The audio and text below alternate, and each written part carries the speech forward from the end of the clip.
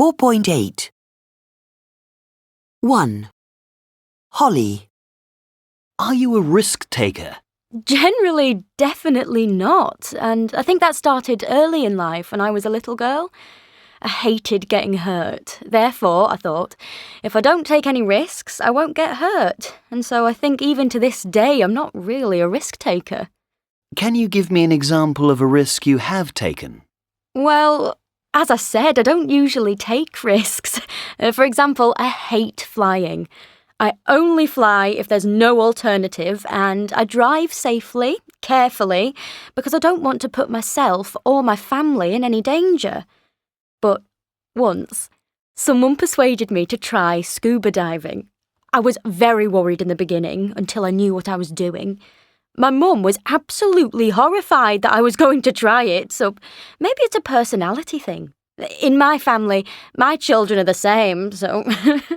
But anyway, in the end, I was very pleased I did the scuba diving. It's one of the best things I've ever done. That's quite interesting, isn't it? So even for me, I can see that sometimes taking a risk has a positive outcome. 2. Karen. Are you a risk taker? I'd say that, on the whole, perhaps I am. Can you give me an example of a risk you've taken?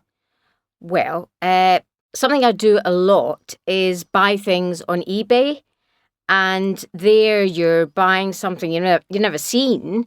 You're relying on what the seller says about it, but you're going to calculate the risk based on their description and how much you're paying.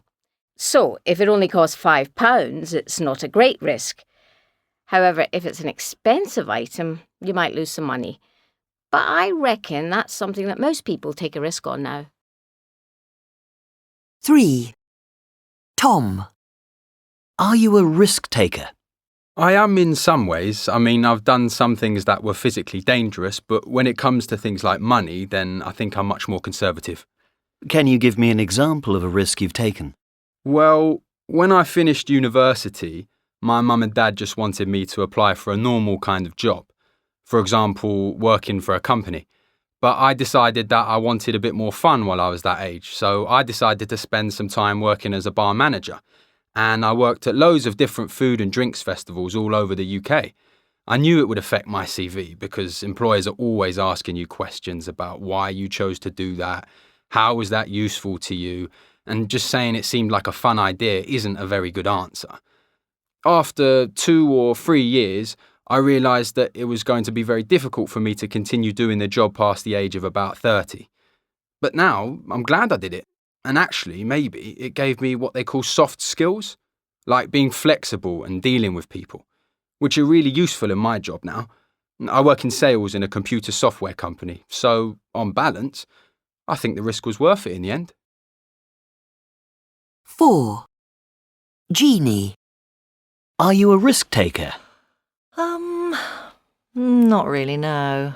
I don't think I am. Though, once I took a really big risk. What was it?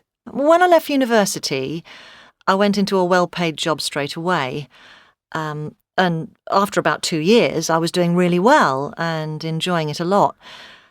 And then, through some friends, I met this guy, Richard, and we fell in love immediately. I know people think love at first sight doesn't really happen, but it did. Anyway, he is a scientist, a marine biologist. After we'd been going out for not very long, he was offered a job working in Australia. And he said, "Come with me." I did think about it a bit, but not much. And I left my well-paid job to follow a man I'd known less than 3 months to the other side of the world. My parents were horrified. I was a bit horrified myself, actually. But I married him, and we're still together. So it was definitely worth it. But on the other hand, I haven't really had a career as such, and if I hadn't gone with him then, maybe I would have had a different kind of life. Who knows?